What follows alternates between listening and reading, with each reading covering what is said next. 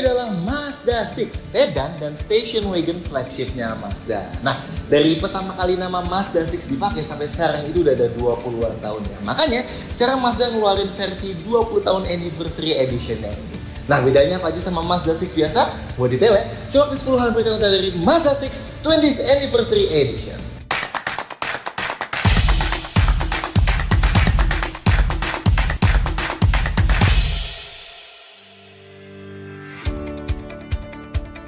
Satu, Mazda 6 20 tahun. Masa sih Mazda 6 ini udah 2 dekade umurnya? Well, secara global iya. Soalnya Mazda 6 ini generasi pertamanya udah mulai diluncurin di Jepang dan beberapa negara lainnya dari tahun 2002. Lanjut generasi keduanya di tahun 2007, yang habis itu masuk ke Indonesia juga di 2008. Dan di 2012 masuk ke generasi ketiganya yang masuk ke Indonesia di 2013. Dan generasi ketiganya ini juga udah facelift 2 kali ya, yang 2013 gini, 2015 gini, dan 2018 jadi gini. Nah, di akhir 2022 ini, Mazda keluarin edisi spesial buat ngerayain ulang tahun ke-20 Mazda 6-nya dengan mobil yang lagi kalian lihat ini. Yes, masuk Indonesia di awal 2023 ya.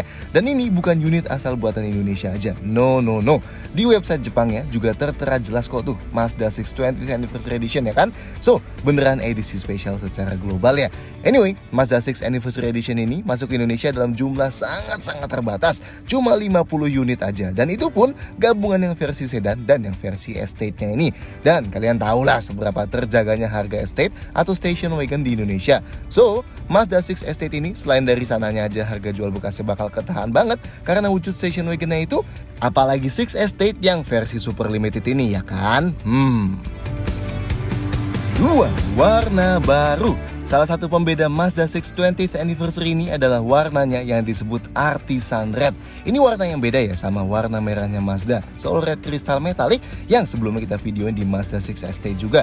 Sekilas saja bisa kelihatan kan, warna Artisan Red ini kelihatan lebih gelap gitu. Tentunya ini masuk ke line up warna premiumnya Mazda yang disebut Takumi Nuri. Dan Mazda bilang warna Artisan Red ini bakal ngasilin tampilan yang lebih mature alias dewasa dan refine dibanding warna-warna spesial sebelumnya. Dan salah satu konsep dari warna ini pun emang buat menciptakan warna merah yang ditemukan di wine alias anggur yang lebih mature atau matang. Dan kayak rhodium white juga, aluminium flake di layar reflektifnya ini diatur biar intervalnya lebih reguler ya. Ya, daripada dengerin penjelasan ribetnya soal warna, kalian bisa lihat langsung sendiri kan sekeren apa warna ini. Anyway, yes, Mazda 6 20th Anniversary Edition ini hanya ada dengan pilihan warna ini aja ya. Dan buat saat ini, resminya paling nggak Artisan Red di Indonesia baru ada di Mazda 6 Anniversary ini aja. Mungkin di model lainnya bakal menyusul ya. 3. Beda eksterior. Yes, mengingat ini hanya edisi spesial, so overall eksteriornya emang kelihatan sama kayak Mazda 6 yang varian Elite ya. Ya tentunya dengan beberapa sentuhan pembeda dikit lah. Dimensinya dulu sama persis ya kayak 6 yang biasa, mau yang Estate atau yang sedannya juga. Dan ini perbandingan yang sedan sama beberapa kompetitornya di sini. Mengingat yang Estate kan di sini nggak ada saingannya ya. Oke, yang ngebedain pertama jelas emblem 20th Anniversary ini di fender depan kiri dan fender depan kanan ya. Kedua, grill depan ini pakai warna silver yang lebih terang dibanding di Mazda 6 standar. Jadi kontrasnya sama warna Artisan Rednya dia itu jadi makin kentara ya. Ketiga, emblem Mazda depan jadi pakai model plastik gini nih karena sekarang ada radarnya di baliknya. Dan keempat, velgnya meskipun sama-sama 19 inci dan motifnya sama, tapi di 6 20th Anniversary Edition ini pakai warna yang lebih terang ya, yang Mazda sebut high gloss. Sisanya sama, nih kita detailin. Ini depannya yang Estate dan ini depannya yang sedan. Panel chrome yang ngitarin grillnya itu nyambung sampai ke bawah lampunya ya. Lampunya juga tetap pakai model yang pipih banget gini yang ada matrix LED-nya di dalamnya. Radiator grillnya juga tipis banget dan nyambung ke list chrome tipis di kiri dan kanannya ya. Detail lampu depannya, diarelnya LED baru nyala kalau mobilnya jalan sedikit. Lampu besarnya proyektor utama yang di tengah dan kayak CX-5 Power juga ada lampu yang nerangin sisi sampingnya nih. Sedangkan lampu jauhnya gabungan dari bi-beam LED proyektor utamanya plus proyektor menghilang di sisi dalamnya juga. Lampu seinnya juga LED dan lampu depan yang sedan sama persis ya.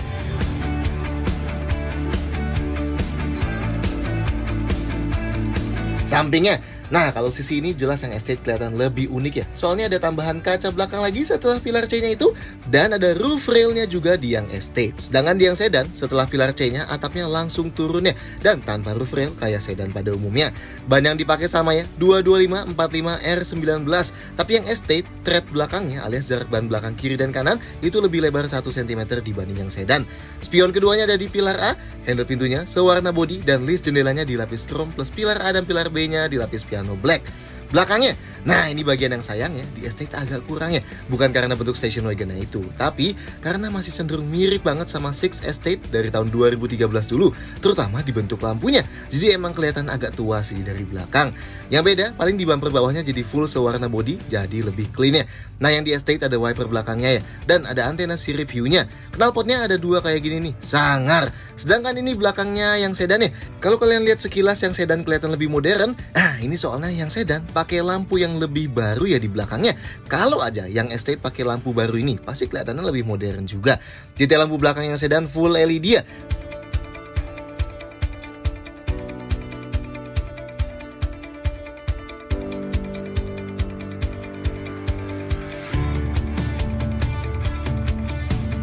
Sedangkan yang Estate lampu malamnya LED, lampu remnya LED, sayangnya lampu sein dan lampu mundurnya masih halogen.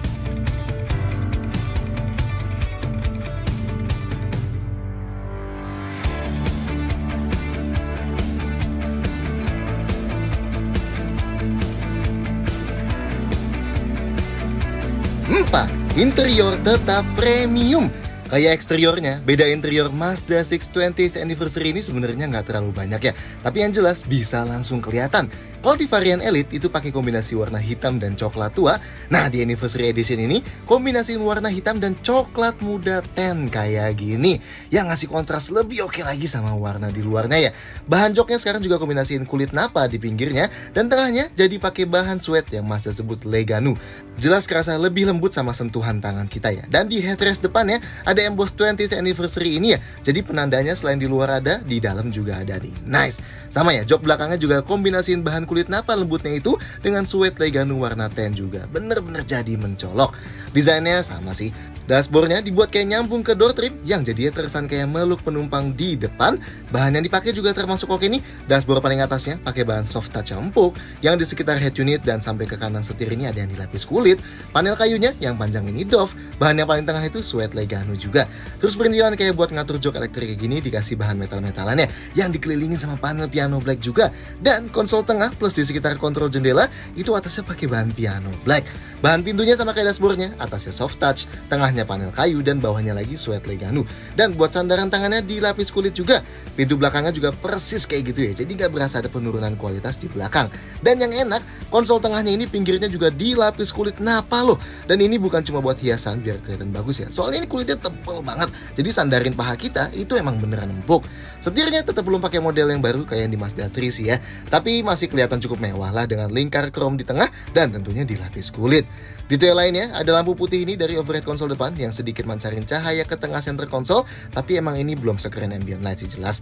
Terus ada seal plastik hitam di pintu depan dan di pintu belakang, dan di bagian bawah pintunya ada lampu merah gini yang bikin orang dari belakang bisa lihat posisi kita pas kita buka pintu. Dan bagian bawahnya lampu merah ini housingnya dibuat putih ya, biar di saat yang bersamaan itu bisa mancarin cahaya putih ke tanah pas kita lagi buka pintunya. Mantap! Lampu kabin depannya LED ada 2 titik, dan di belakang ada LED 2 titik lagi. Pegangan tangan plafon yang depan selain di sisi penumpang depan juga ada di sisi driver. Dan yang di belakang kiri dan kanan sama-sama ada gantungan bajunya ya. Sun visornya yang kanan ada card holder kecil di bagian dalam, dua-duanya ada kaca yang bisa ditutup buka dan ada lampu LED-nya. Dan pedal gasnya pakai model piano pedal yang tertanam di lantai gini. Nah, rasa duduknya gimana? Nanti di nomor 8-nya. 5. Fitur bertambah. Sebenarnya fitur Mazda 6 dari sebelum ini juga udah banyak sih, tapi di yang 20th Anniversary Edition ini ketambahan satu fitur nih, wireless charger. Jadi yang HP-nya support Qi charging tinggal ditaruh aja. Tapi jangan lupa tutup pintu dulu ya, dan ke charge deh HP-nya. Bisa dimati nyalain juga nih pakai tombol itu, misalnya pengen naruh barang yang mengandung metal-metalan gitu di atasnya. Nice! Yang ngebedain lagi, kalau yang Mazda 6 kita review kemarin masih ada CD playernya, di yang 20th anniversary ini udah nggak ada ya. Sisanya sama. Yang paling asik ada ventilated seats alias pendingin jok depan nih buat jok driver dan penumpang depan. Ada 3 levelnya. Fitur yang cocok banget nih buat di Indonesia. Nice. Ada sunroof tetap yang kecil sih, tapi oke lah buat ngasih citra mahal. Sound systemnya dari Bose, 11 speaker ya totalnya. Mantap. Ada head-up display yang Mazda sebutnya Active Driving Display. Pada dasarnya, ini memancarkan cahaya yang isinya info-info ke kaca depan driver. Jadi di posisi pengemudi, kita bisa fokus lihat ke kaca depan aja dan dapat info-info krusial mobilnya, kayak kecepatan mobil dan peringatan safety aktifnya. Ini bisa diatur ketinggian dan brightness-nya dari head unit ya. Begitu juga bisa dimati nyalain, diatur kontennya atau diputar sedikit. Spion tengahnya elektrokromatik tapi modelnya frameless gini nih, keren banget. Jadi kalau kena silau dari belakang bakal meredup sendiri atau tinggal kita matiin aja fungsinya kalau mau. Lanjut, lampunya otomatis nih dan asik ya, dia ada demo levelingnya dulu pas dinyalain. Wipernya juga otomatis. Inputnya ada di dalam konsol tengah nih. Ada card reader buat navigasi, ada aux input, ada 2 USB port dan 1 power outlet. Sedangkan di belakang, ngumpet di dalam armrest tengah sini ya, ada tambahan 2 USB port lagi. Bahkan kalau yang di estate, di bagasinya ada tambahan 1 power outletnya. Nice! AC-nya dual zone auto climate control alias suhu di kiri dan di kanan bisa dibedain. Suhu paling dinginnya 18 derajat Celcius dan paling panasnya 32 derajat. Tentunya bisa diarahin angin ke kaki dan ke atas ya. Dan ada mode AC Eco kalau tahan tombol AC buat ringanin kerja kompresornya. Ada defroster kaca depan dan defogger kaca belakangnya. Rem parkirnya elektrik. Tinggal tarik aja buat aktifin dan dorong sambil injek rem buat matiin. Dan ada auto hold juga buat nahan remnya pas lagi berhenti. Jadi pas kita lagi berhenti misalnya macet atau lampu merah, kalau fitur dinyalain, kita cukup injek pedal remnya dan nanti remnya bakal ketahan terus supaya kita nggak perlu terus-terusan nahan remnya sendiri. Buat jalan lagi tinggal injek aja pedal gasnya. Setirnya sebelah kiri ada buat kontrol audio, voice command, bluetooth teleponi dan MID. Sedangkan setir sebelah kanan ada buat MRCC dan CTS-nya. Nah ini juga baru tapi nanti kita bahas di nomor safety ya. Dan jendelanya keempatnya auto up down. Nice. Ini kuncinya, tentu ada passive keyless entry-nya. Kalau mobilnya dikunci, kita tinggal kantongin remote-nya, deketin mobilnya dan klik tombol hitam di handle-nya ini dan kuncinya kebuka. Kalau baterainya habis, cukup keluarin aja anak kuncinya dari sini buat buka secara manual. Buat kunci lagi tinggal diklik lagi aja. Dan kali ini ada walk away lock-nya ya. Jadi kalau mobilnya habis kita matiin, kita cukup kantongin aja remote-nya dan jauhin mobilnya.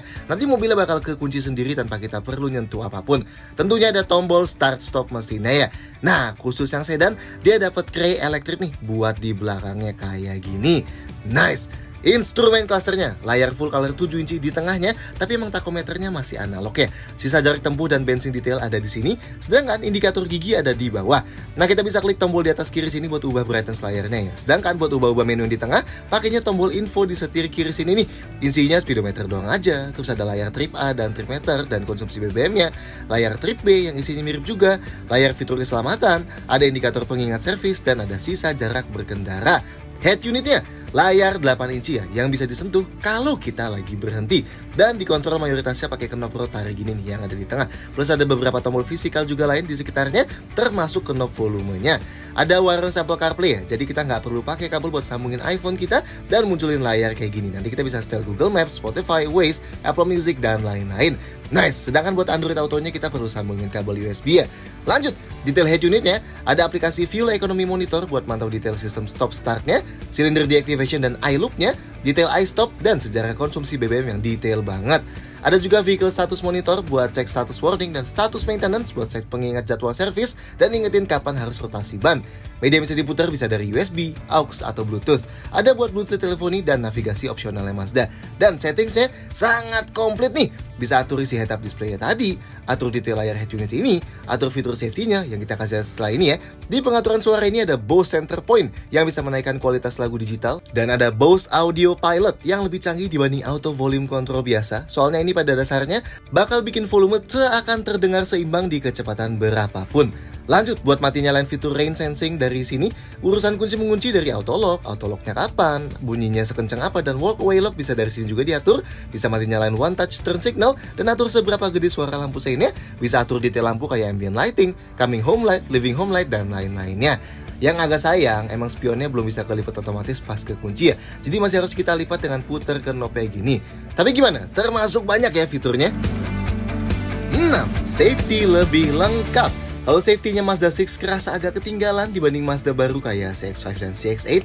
Nah, di yang 20th anniversary ini jadi catch up ya. Sekarang fitur safety aktifnya alias Eye Active Sense ya jadi lebih lengkap. Ini fitur yang manfaatin kamera di balik spion tengah sini, dan kali ini ada radarnya di balik emblemnya yang di grill ini ya. Kalau tadinya nggak ada adaptive cruise control, sekarang jadi ada. Fiturnya di sini disebut MRCC atau Mazda Radar Cruise Control ya. Jadi selain bisa ngeset kecepatan konstan tertentu, adaptive cruise ini juga bisa ngeset jarak konstan sama mobil di depan. Jadi nanti kalau mobil depan memelan, si Mazda 6 ini juga bakal ikut memelan. Dan kalau dia kencang lagi, si Mazda 6 ini bakal mengencang lagi sampai kecepatan maksimal yang tadi udah kita set. Intinya di tol kita jadi bisa nggak usah injak pedal gas dan pedal remnya lah ya. Dan sistem MRCC ini bisa jalan terus sampai kecepatan 0 km per jam. Nanti setelah 0 km per jam dan depan kita tetap berhenti gitu, sistemnya emang bakal mati ya. Jadi kita perlu jalan sampai kecepatan minimum lagi supaya MRCC-nya bisa aktif lagi. Lanjut, sekarang juga ada CTS atau Cruising and Traffic Support. Ini bakal baca 2 garis di kiri dan kanan dan bakal bikin mobilnya kejaga di tengah-tengah lajurnya terus ya. Alias kita bisa lepas setir buat sementara waktu dan mobilnya bakal ikutin lajurnya kemana. Ingat ya, ini beda sama fitur Lane Keeping Assist-nya Mazda. Soalnya kalau CTS ini bakal bikin mobilnya kejaga di tengah terus. Kalau Lane Keeping itu kalau mau keluar baru dia dibetulin setirnya. Nah, kalau aktifin CTS ini, otomatis adaptive cruise-nya juga aktif ya. Jadi emang harus aktif barengan keduanya. Sisanya sama ya kayak sebelumnya. Ada Advanced Smart City Brake Support alias nama lain dari rem otomatis. Jadi ini bakal ngasih peringatan kalau terdeteksi kita ada kemungkinan nabrak sama mobil di depan kita. Dan kalau nggak kita gubris, nanti mobilnya bakal ngeremin otomatis. Dan dia ada Smart City Brake Support Reverse juga. Jadi kalau kita lagi mundur dan ada kemungkinan nabrak sama mobil di belakang, itu bakal diremin otomatis juga. Ada LDWS atau Lane Departure Warning System. Ini bakal ngasih peringatan di MID dan setirnya getar kalau kita gerak keluar lajur tapi nggak ngasih lampu sein ke arah situ. Ada LKAS juga atau Lane Keep Assist System. Ini kalau tadi udah keluar lajur dan udah diperingatin, nah kalau LKAS-nya nyala, setirnya juga bakal gerakin buat balikin lagi mobilnya ke dalam lajur ya. Ada Adaptive LED Headlights yang bisa nerangin lampu jauh khusus di sisi yang nggak ada mobil atau motor yang bisa kena silau ya. Ini dimungkinkan soalnya lampu proyektornya Mazda 6 ini itu isinya matrix LED ya, yang punya 20 LED di masing-masing proyektornya, dan dia bisa nerangin satu titik sambil tetap gelapin titik-titik lainnya. Ada blind spot monitoring, ini bakal nyalain indikator di spion ini dan di MID dan di HUD ya. Kalau terdeteksi ada mobil di sisi kiri atau kanan belakang kita. Dan kalau kita tetap nyalain lampu sein ke arah situ juga, indikatornya tadi bakal berkedip. Dan ada rear cross traffic alert. Ini kalau kita lagi mundur dan ada mobil mendatang dari belakang arah kiri atau kanan, nanti kita bakal dikasih peringatan di spion dan di head unitnya. Yang di luar safety aktifnya, airbagnya ada 6 ya. 2 airbag depan, 2 airbag samping yang ada di samping jok depan, dan 2 airbag pilar yang memanjang. Remnya, rem depan cakram ventilasi dan rem belakangnya cakram. Tentunya komplit ya, ada ABS, EBD, dan brake assist. Ada G-Factoring Control atau GVC yang bakal memainkan pembagian torsi sesuai input setir buat ngasih feel nikung yang lebih natural. Ada Stability Control tentunya, dan kita bisa matiin traction controlnya kalau tekan tombol ini. Ada Hill Start Assist juga, atau Mazda nyebutnya Hill Launch Control. Ini bakal nahan rem di tanjakan kalau kita lepas pedal remnya buat pindah ke pedal gas biar mobilnya nggak pakai merosot dulu ya. Ada indikator seatbelt penumpang belakang nih yang ngumpet di belakang spion tengah ini. Dan tentunya ada dudukan ISOFIX buat jok belakang. Sensor parkirnya di belakang ada 4 titik dan di depan ada 2 titik lagi. Ini bisa kita mati nyalain pakai tombol di kanan sini dan indikatornya bisa dilihat di head unitnya ya. Nah, kameranya ada 4 nih. Kamera belakang, kamera di masing-masing spion, dan kamera di depan yang ngebentuk kamera 360 derajat gini. Ini garisnya bakal belok pas kita belokin setirnya ya. Dan gambar bannya juga ikutan belok tuh. Dan ada beberapa angle, kamera depannya ada 3 pilihan angle dan kamera belakangnya ada 2 pilihan. Cuman emang sayang aja, ini resolusinya sangat-sangat rendah, jadi kelihatan jadul banget di layarnya ya. Oh, dan ada tombol tambahan di kanan dashboard sini buat aktifin kameranya juga. 7. Bagasi dan storage. Oke, kita praktekin bagasi yang ST dulu ya. Pintunya manual nih, ini nyambung sama sistem passive keyless entry-nya. Jadi kalau bagasinya kekunci, remote-nya tinggal dikantongin aja, deketin mobilnya dan klik tombol panjang di tengah sini dan pintunya langsung bisa dibuka. Nah, ini bagasinya ya. Bibirnya termasuk lebar banget, jadi masukin barang lebar nggak bakal masalah. Dan jarak bibirnya dari tanah juga termasuk sangat rendah nih, jadi kalau mau masukin barang berat, angkatnya jadi nggak sulit. Lantainya juga rata dari bibir bagasinya, jadi kalau mau keluarin barang dari dalam, ya tinggal langsung ditarik aja. Meski emang bagian bodinya ini cukup panjang ya, jadi kalau naruh barangnya agak dalam, bagian ini sering nabrak sama paha kita nih. Oke, Six Estate ini dapat parcel shelf alias penutup isi bagasi ya, yang langsung nempel sama kaca di atasnya gini. Jadi barang di dalam sini nggak bakal bisa diintip dari luar. Ini bisa dilepas dari atas kalau kita pengen naruh barang yang lebih tinggi misalnya. Dan di bagian dalamnya ada extension lagi loh buat parcel shelf ini. Jadi bisa nutupin sisa barang yang ada di balik sini juga. Ini bisa kita lepas total kalau mau masukin barang lebih banyak ya. Dan ini bisa disimpan di bawah bagasi. Nanti kita tunjukin. Nah, ini ada bar tambahan buat pembatas net gini nih. Cocok nih ya buat yang suka bawa anjing peliharaan di belakang. Tentunya ini bisa kita lepas juga. Detailnya, di pintu sini ada lampu LED yang bisa dimatinya lain. Di sebelah kanan ada handle buat buka jok belakang. Dan ada gantungan belanjaan 3 kg. Di bawah ada lubang dan ada power outletnya. Yang sebelah kiri ada handle buat turunin jok juga. Ada gantungan belanjaan maksimal 3 kg juga. Dan di bawahnya ada lubang juga. Di bawah lantainya ada ban serep space saver dan tempat-tempat toolkit ya. Sedangkan dongkraknya sembunyi nih. Dia copot dulu tempat toolkit yang sebelah kanan sini. Dan cover plastik yang di kanan sini. Nah, dia ada di bawah situ tuh ya. Nice. Kalau mau nyimpen parcel shelf tadi, kita nggak bisa bawa ban serepnya. Jadi kalau ini diangkat semua nih. Nah, cover plastik kecil di kiri kanan ini juga kita buka ya. Tuh, ternyata dia bisa masuk ke dalam sini ya parcel shelfnya. Rata lagi. Nice. Oke, kalau mau luasin kapasitas bagasi, jok belakangnya bisa dilipat pakai konfigurasi 60 banding 40. Lipatnya tinggal tarik tuas yang ini aja nih. Nanti joknya bisa langsung jatuh. Kalau dilipat yang kanan gini, kita bisa masukin barang super panjang sambil tetap duduk berdua di belakang. Kalau dilipat yang kiri juga, ruang bagasinya jadi super duper luas dan lantainya termasuk rata ya. Jadi kalau mau geser barang ke depan, tinggal langsung didorong aja. Nice. Kalau mau tutup bagasinya, handle-nya ada di kiri dan di kanan nih. Dan buat kunci semua pintu lagi pakai tombol yang di kanan sini. Oke, sekarang bagasi Six yang sedan ya. Sama ya, dia manual juga pintunya. Tapi dia ada boot release-nya di remote sini nih. Dan di depan juga ada. Dan tentunya kita bisa klik tombol yang ada di pintu bagasi sini. Nah, ntar kalau udah dirilis tinggal kita angkat secara manual ya. Nah, ini nih bagasinya. Bibir bagasinya juga lebar banget nih, meski emang tingginya jelas jauh lebih pendek dibanding estate ya. Jarak dari tanah ke bibir juga lebih tinggi dibanding yang di estate. Jadi kalau angkat barang berat udah pasti lebih PR lah. Dan dari lantai ke bibirnya ada jedanya sedikit kayak gini nih. Oke, detail bagasinya, pintunya di sini dilapisin bahan budur gini ya. Bagian kiri sini nggak ada apa-apa, yang kanan sini juga nggak ada apa-apa. Nah, engselnya di cover nih ya, jadi nggak ke expose. Dan bawahnya ini juga ada cover gundukannya loh. Jadi kalau kita naruh barang di bawahnya situ, itu dia nggak bakal kegencet pas kita tutup pintunya. Di bawah lantainya sama ya, ada ban serep space saver juga. Dan tool kita juga di sekitarnya. Bahkan dongkraknya juga ada di bawah plastik sebelah kanan sini loh. Oke, kalau mau luasin kapasitas bagasi yang sedan, jok belakangnya bisa dilipat pakai konfigurasi 60 banding 40 juga. Nah, dia disediain tuas ini nih. Tapi kalau ini kita tarik, nah joknya nggak langsung mental ya. Jadi tetap harus kita dorong secara manual. Kalau dilipat yang kanan, kita jadi bisa masukin barang yang lebih panjang sambil tetap duduk berdua di belakang. Kalau dilipat yang kiri juga, ruang bagasinya jadi lebih panjang ya. Lantainya nggak ada beda ketinggian yang di bagasi sama yang belakang, cuman emang lipatan jok belakang itu cenderung naik ya. Buat tutupnya disediain handle di sebelah kanan sini. Dan ini sisa storage di dalam kabin.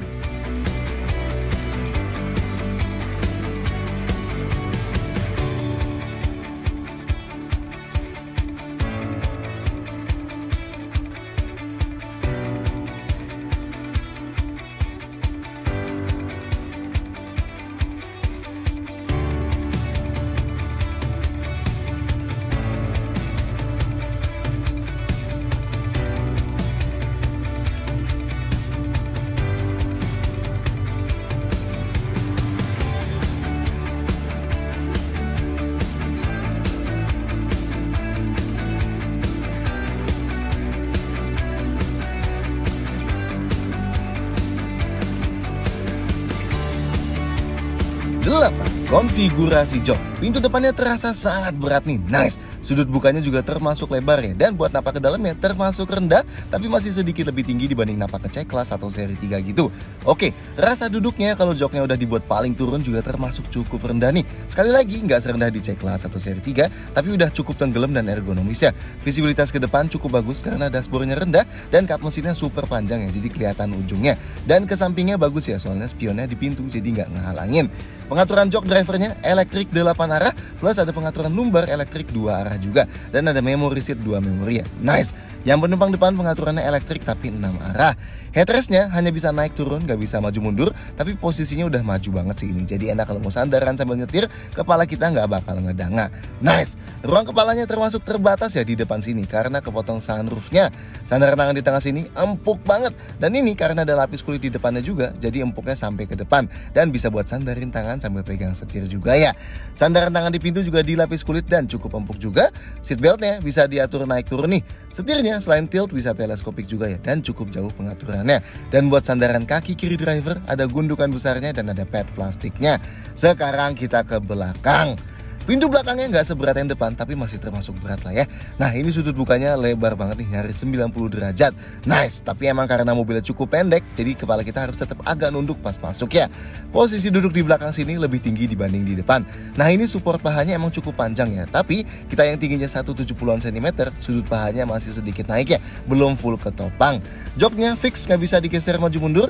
Ruang kakinya termasuk aman ya, meski emang agak kecil sih buat estate yang sepanjang ini.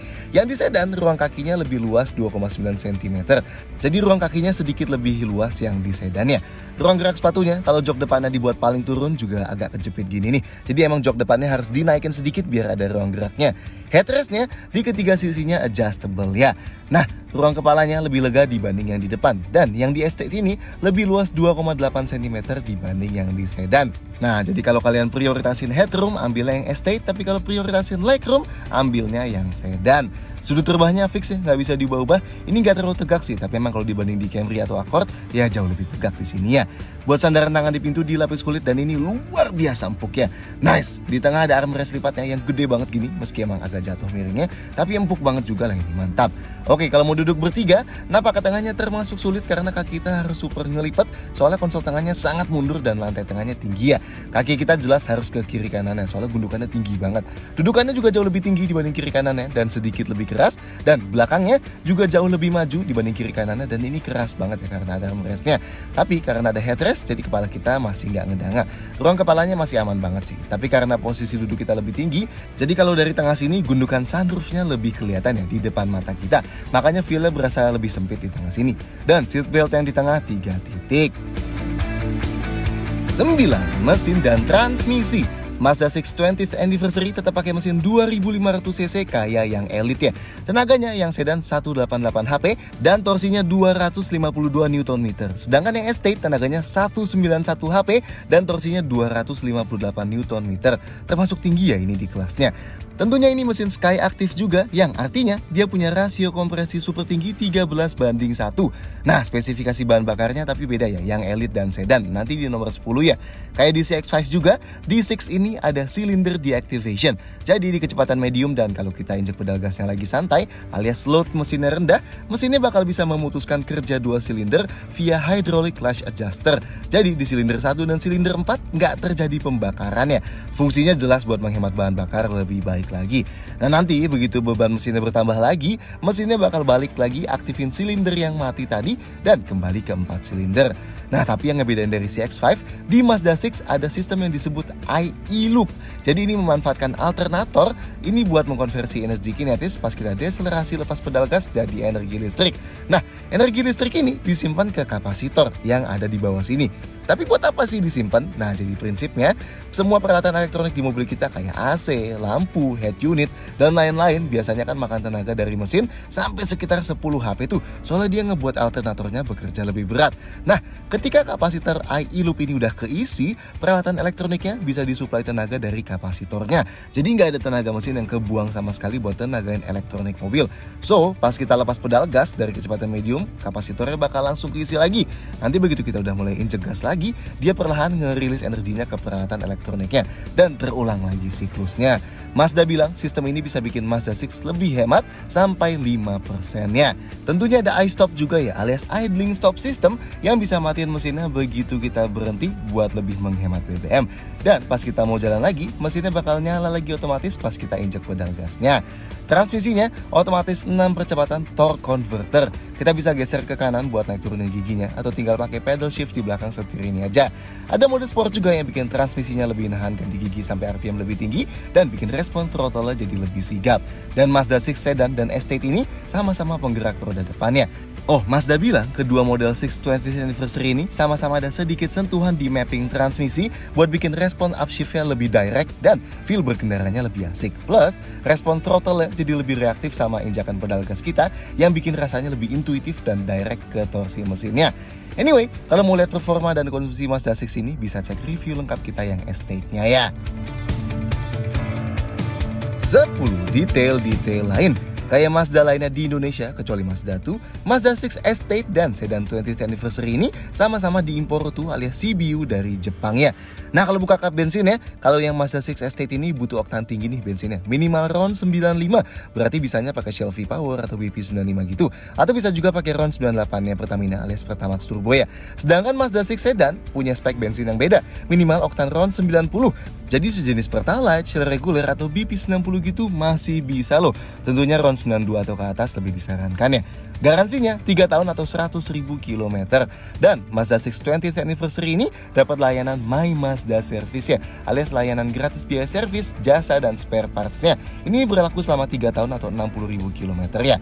Mantap! So, jika menurut kalian soal Mazda 6 20th Anniversary Edition ini, silahkan sampaikan komentar di bawah, klik like, dan jangan lupa subscribe channel YouTube kami video-video kayak gini lainnya. See you next time!